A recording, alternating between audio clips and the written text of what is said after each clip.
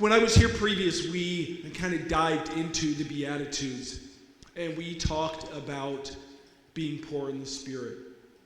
Well, today I want to dig a little deeper, just a little bit.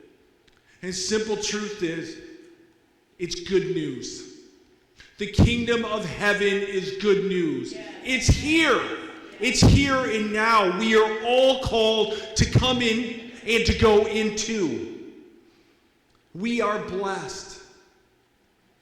You know, we are blessed because of God's divine acts of grace in our lives. We are blessed because it is a way of life that we choose to walk when we serve our amazing King. In the Old Testament Hebrew, the rest in shalom is really wholeness and peace. In the New Testament Greek, blessed means perfect, complete peace with God.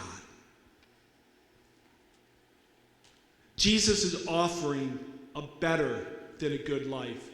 He wants us to experience more than what the world is even bringing to us. You know, everyone wants a happy life. Everyone wants a good life. We all want to live the American dream. You know, it's just the good life, the happy life. The Declaration of Independence is endowed by a creator with unalienable rights, life, liberty, and the pursuit of happiness. The problem, happy happenstance of life.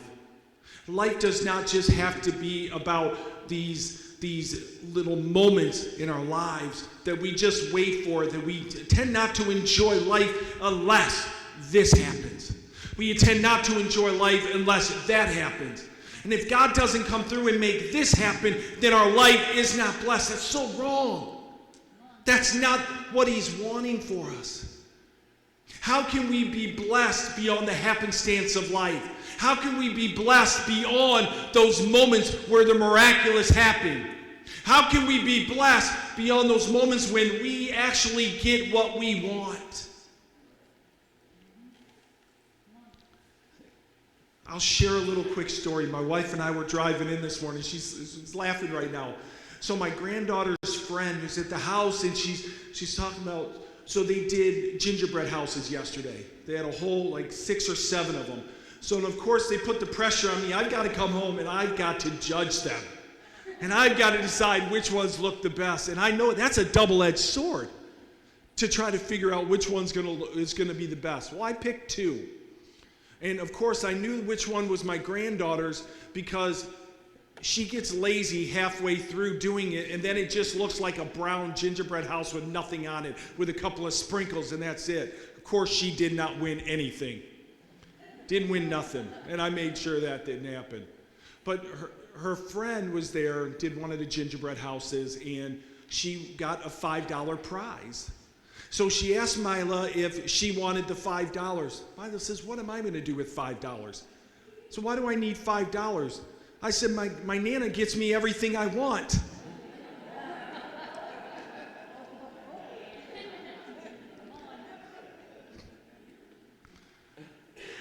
Nana just doesn't tell her where that money comes from.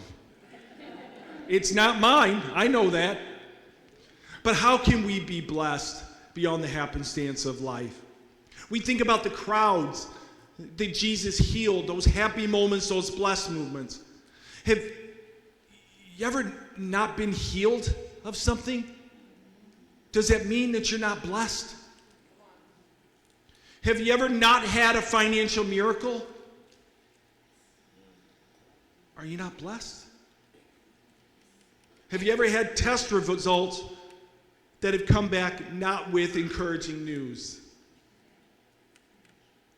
We could still be blessed. How can we live a blessed and blessed life? How can we live both? How can we live blessed and blessed? In Matthew 5, verse 1 and 2, out of the ESV, it says, seeing the crowds, he went up onto the mountain, and when he sat down, his disciples came to him. And he opened his mouth, and he taught them, saying, verses 3 through 5 says, blessed are the poor in spirit, for theirs is the kingdom of heaven. Blessed are those who mourn, for they shall be comforted. And blessed are the meek, for they shall inherit the earth. What did Jesus mean when he says this? What does he mean? Are these internal attitudes or are they external actions? Which comes first? The internal or the external? The internal definitely comes first. We definitely think about something long before we do it. It's always a thought first before it becomes an act. Have you ever acted yourself into an attitude? Have you ever acted yourself into an attitude? Oh yeah, I have. Many times. And I'm just glad I have the attitude adjuster sitting in front of me. At the end, I'm going to challenge you guys. You're going to have a homework assignment. At the end, I'm going to ask you to pick which one you think least describes you. Are you poor in spirit? Are you blessed are those who mourn, or blessed are the meek? I'm going to ask you to do an exercise to grow an internal attitude and take a risk to do an action that will reinforce it. That is what we were going to come back to at the end. I will revisit this, but I am going to challenge you. This is going to be a homework assignment that I would love to see us all do through the rest of this Christmas season. Poor in spirit, you're in the kingdom of heaven. Matthew says in chapter 5, verse 3, he says, "Blessed are the poor in spirit, for theirs is the kingdom of heaven." There's two word choices when you think about being poor in the spirit. The working poor or the beggar. Bent over, cowering under the pressure of poverty. A poverty like none of us have likely experienced. And this complete inability to provide for yourself, to be truly helpless. You know, I sit and, often in thinking about how God provides. You know, my wife has shared this story not often enough. But as a child, living out of a car with her mom and her sister, living out of a car, had no home. But does that mean that she wasn't blessed? She shares with me some of those greatest moments of family unity and bond with her sister and her mom. Did not talk about how horrible it was living in the car, but how wonderful it was to be in the presence of her mom and her sister. That's what meant the most to her as a young child. You know, when we think about spiritual, to be poor in the spirit, we are thinking exactly the opposite. We're thinking about the spiritually abundant. It's being wealthy in Jesus, who are full of spiritual life. Blessed are those who are utterly and completely empty of spiritual self-provision. I've got nothing. I am nothing without him. I have nothing.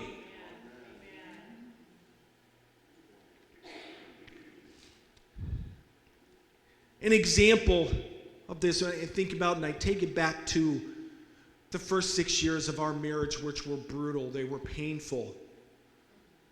They didn't end in divorce. It ended in giving my life to Jesus and Marnie recommitting her life to the Lord. But this was a season of extreme brokenness, of alcohol and addiction, in adultery, in depression, and to suicide. All of these things happen. But giving my life to Jesus and realizing my need for him and my emptiness and needing and just being completely bankrupt of everything that I had in me and needing more of him and being so hungry and thirsty for him that I couldn't get enough. But to see God restore our marriage, to rebuild our relationship, and to see and for God to bless us with another daughter coming out of that, in 2002 for God to bless us with our youngest daughter who just signed up for ISOM to pursue her credentials for ministry, to pursue her calling that God has placed on her life. Those are blessed moments because of that obedience and surrender. But we see all of these things happening, and we're blessed today. Not because we have everything we want, not because we have all the riches and wealth, but because we know Jesus. Because we have him in our heart, because he never leaves us and he never forsakes us regardless of what is going on in our world.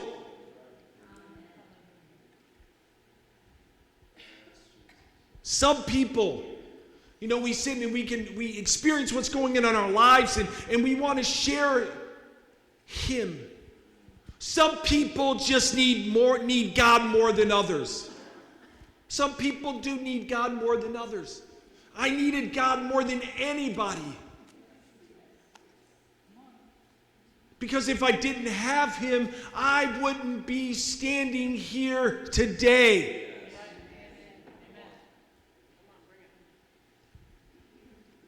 Is poor in spirit your disposition towards God? In the beginning, being spiritually destitute, that's getting into the door, that's entering in. But the fullness, the end, is persecution and suffering with Jesus. There's a price to pay for following Jesus, friends. There's a price to pay. We will be persecuted for his name's sake. We will face it, but there is a reward that comes in the end of this. There is a reward when we stand before the Father and he says, "Well done, thou good and faithful servant, you may enter in." The greatest words that I will ever hear for all of eternity.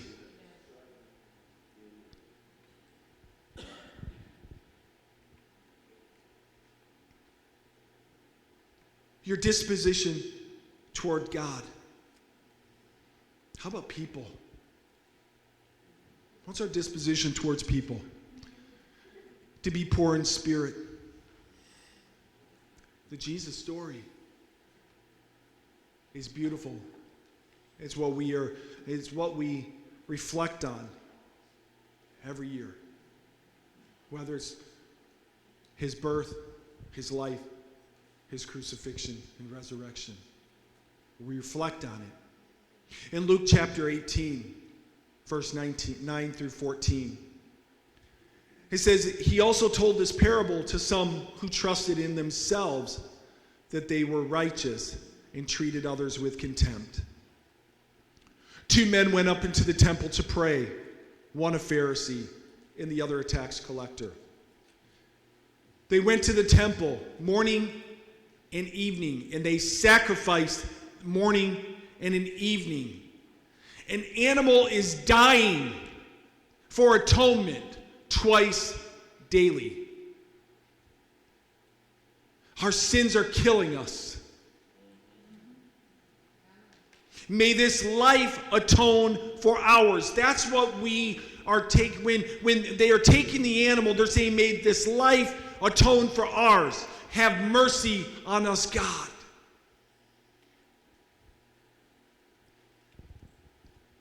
You have a Pharisee and a tax collector.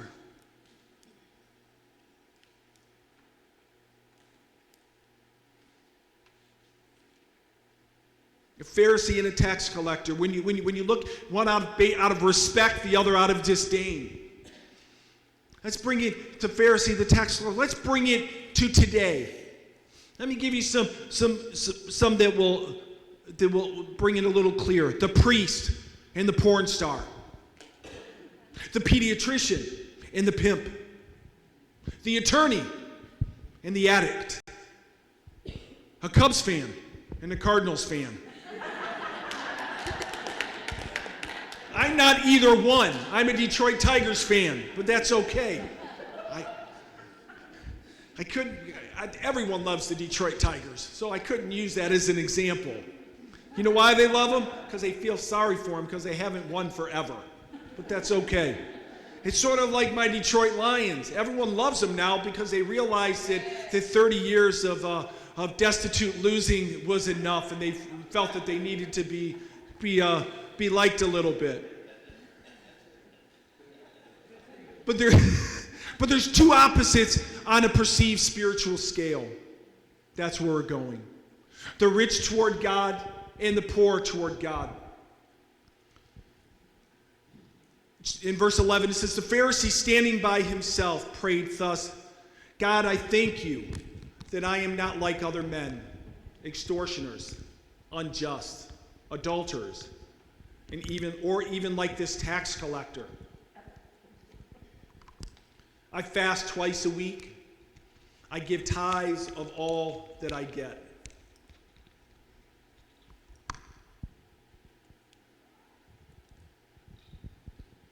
Wow.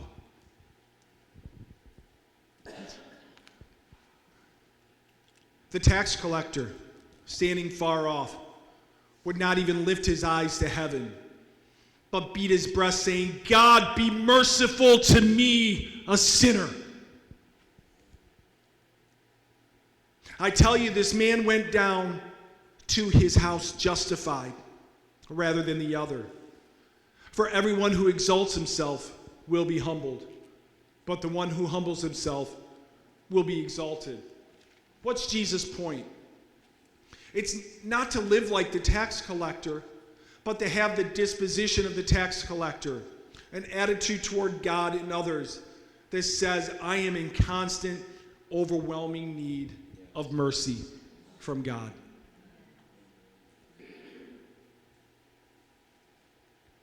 Matthew 5:3, it says, blessed are the poor in spirit, for theirs is the kingdom of heaven. Are you increasingly poor in spirit?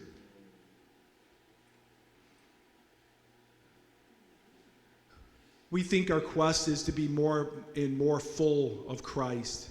That's the end. The means to that end is spiritual poverty. Spiritual poverty.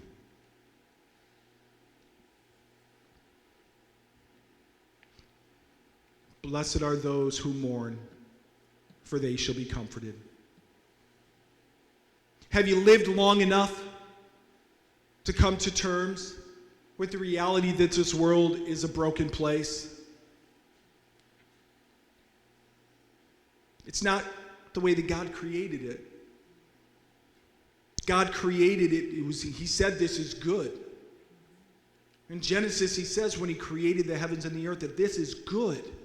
Good, very good. And then sin comes into play.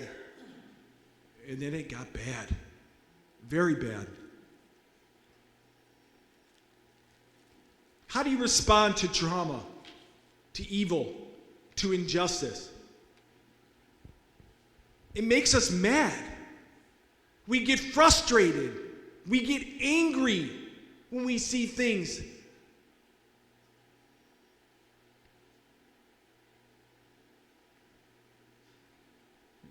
When we see, whether it's caused to us or to someone we love, or we're seeing stuff that's going on, we get angry. Have you ever tried to comfort someone who's angry?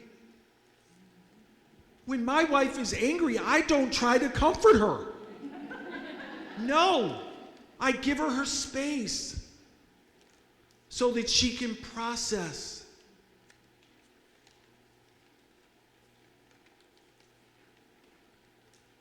Try to give her a hug when she's angry and push me away. I did see a little video clip.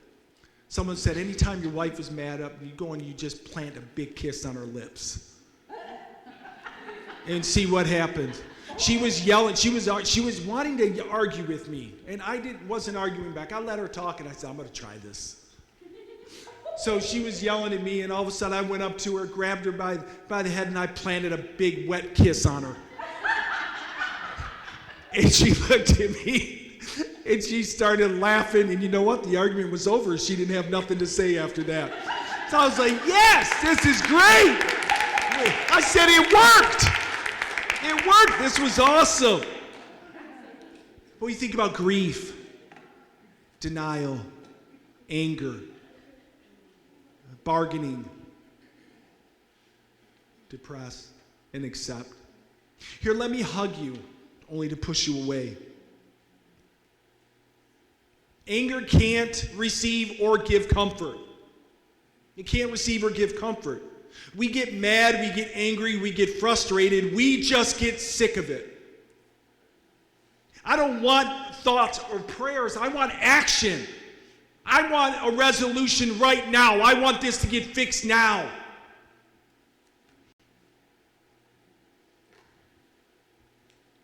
What if anger, rage, and frustration lead to an unblessed life?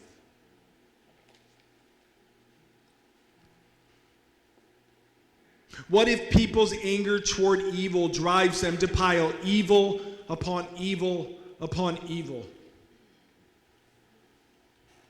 What if our nation has neglected mourning over evil, and instead we become so angry at the sins and evil that we just keep piling evil upon evil? What, the church does that? No. The church doesn't do that. Absolutely we do that. And often when we're like this, how do we even separate ourselves from those who are not Christ followers, that don't have a relationship with Jesus? How do we separate ourselves from them? How do we separate ourselves in those moments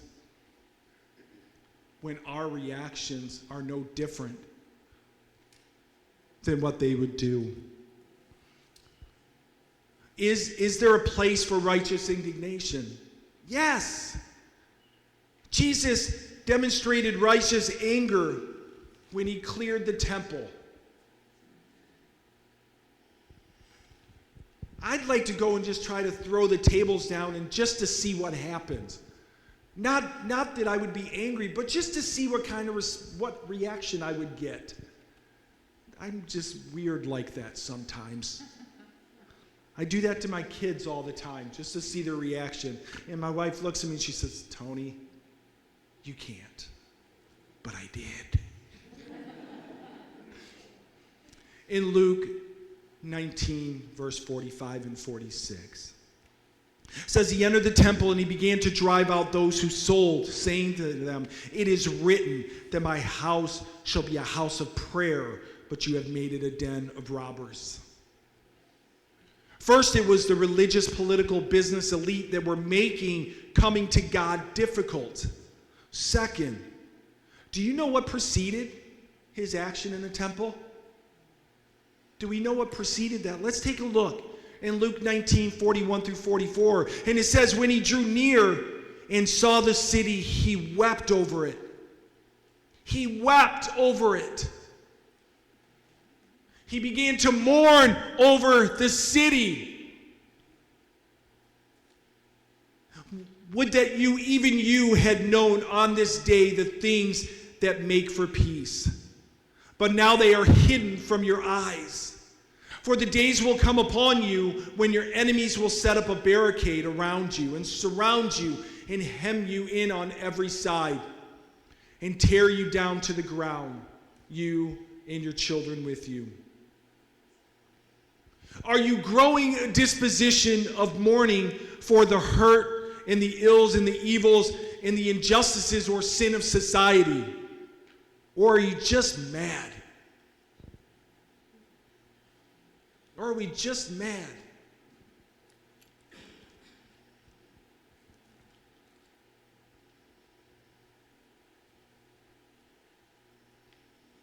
Blessed are the meek, for they shall inherit the earth, in verse 5, chapter 5 of Matthew. Friends, meek is not weak. Having power, not grasping. Meek is having the power and the authority and the strength and applying it with gentle, selfless humility.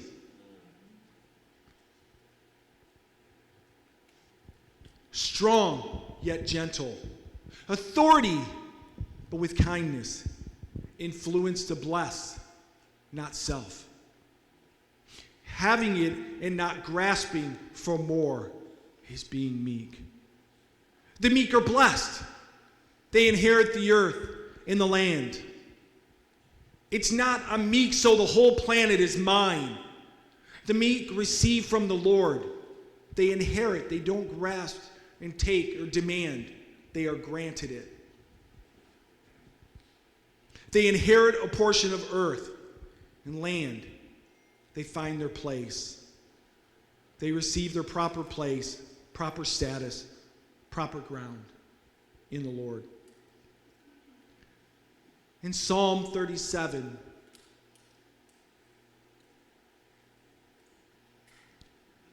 (3 through 11), I'm gonna paraphrase some of this. It says, "Trust in the Lord and do good.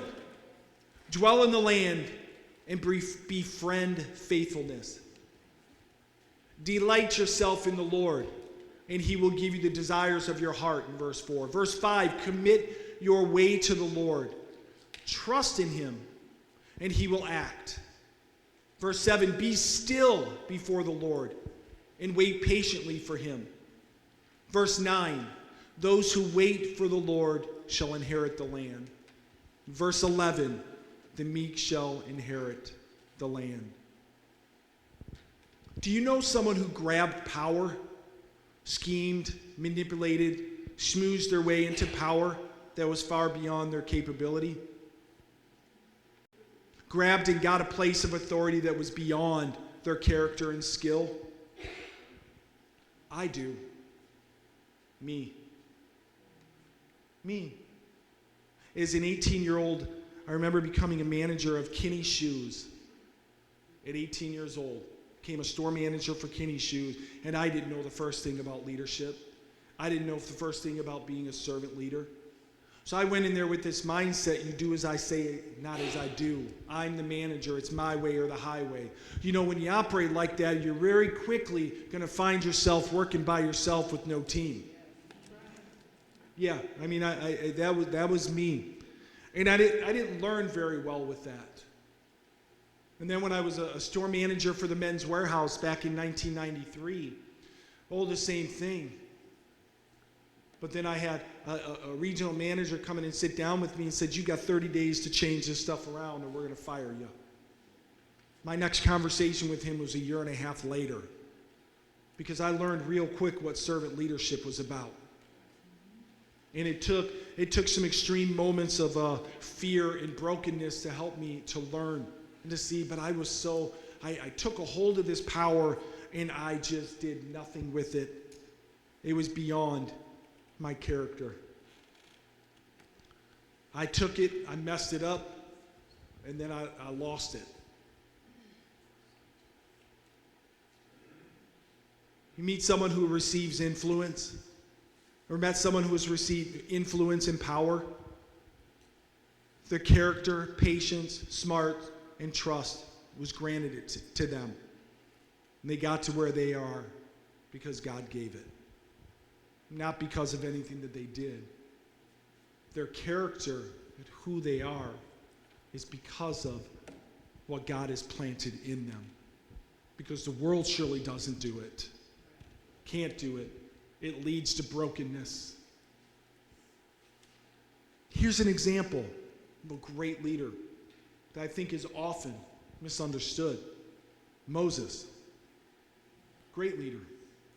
In Numbers 12, 1 through 4, it says, "Miriam and Aaron spoke against Moses because of the Cushite woman who he had married, for he had married a Cushite woman. And they said, 'Has not the Lord indeed spoken only through Moses? Has he not spoken through us also?' And the Lord heard it.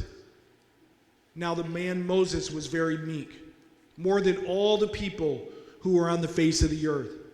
And suddenly the Lord said to Moses and to Aaron and to Miriam, 'Come out, you three, to the tent of meeting.'"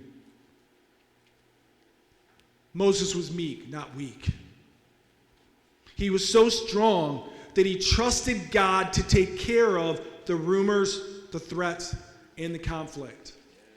He trusted God to take care of them. Because when we don't trust God, what are we doing? All we're doing is feeding into it. And then we're spreading rumors and we're slandering others. And we're trying to make sure that because we've been hurt, we want to hurt other people the same way. So that we can show our power and our strength.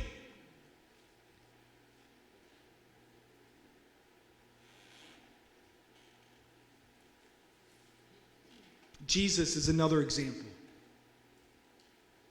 Matthew 11:28-30.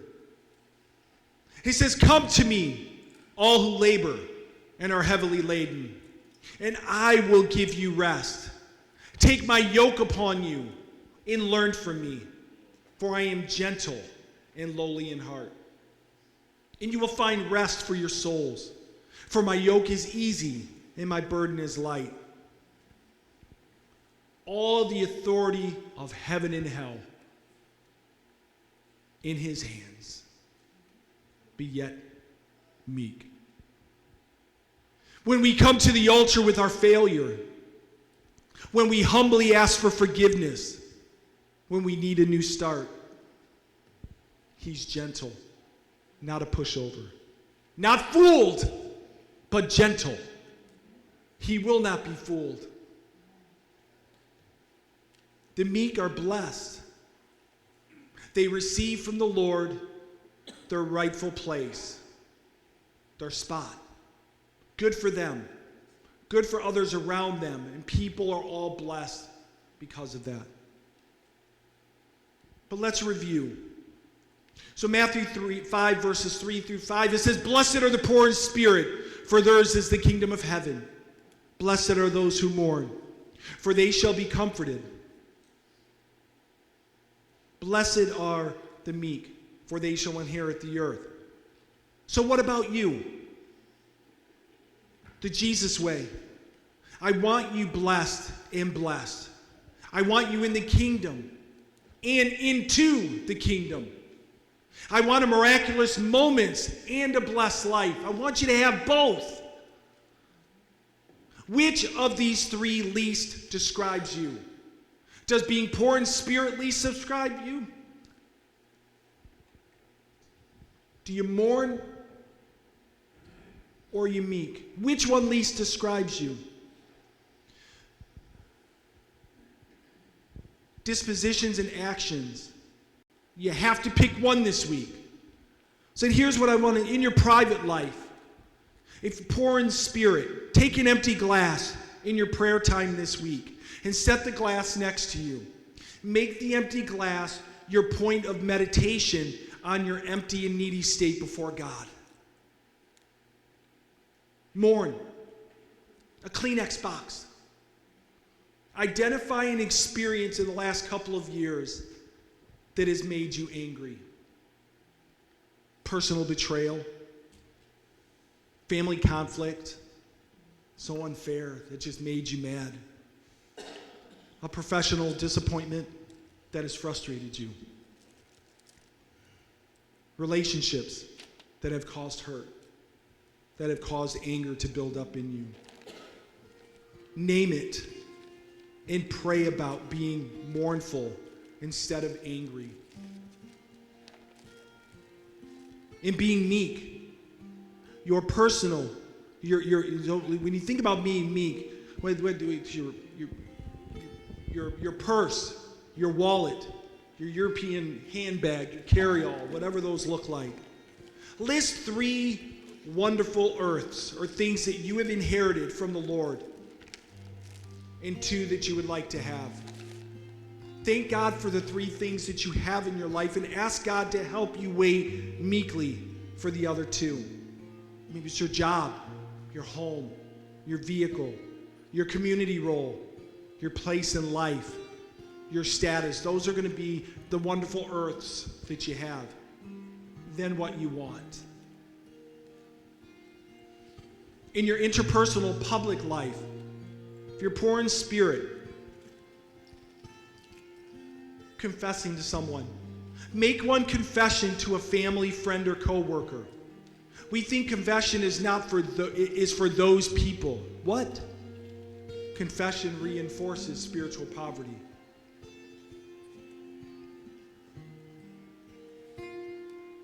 Reinforces spiritual poverty. And it opens us up to the kingdom of heaven. We often think that it's got to be an evil action. It doesn't. Anything misses the mark of God's righteousness. I wasn't completely truthful. My response was in anger.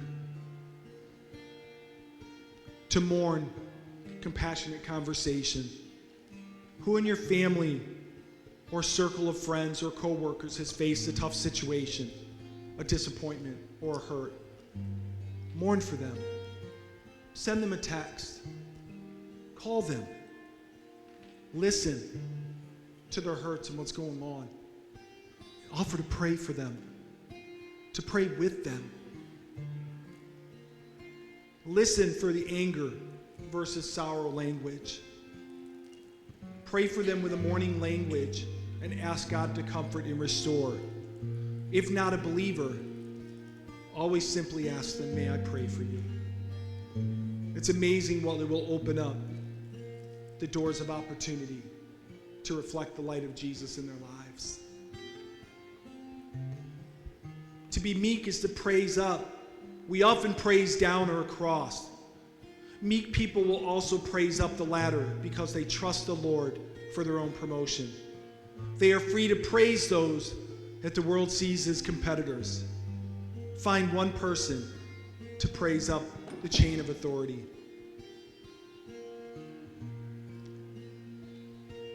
Guess what happens when we do this?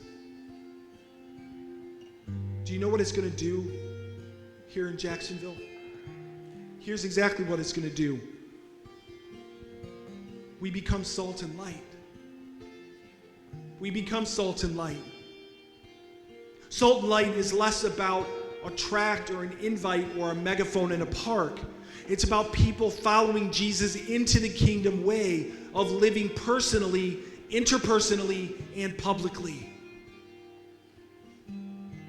If we did this, it would start to change the spiritual temperature of every place and people group around City Church this week. Will we do this? Will we take this challenge this week and to focus on the one that least describes us? Will you do this? We will live as salt and light.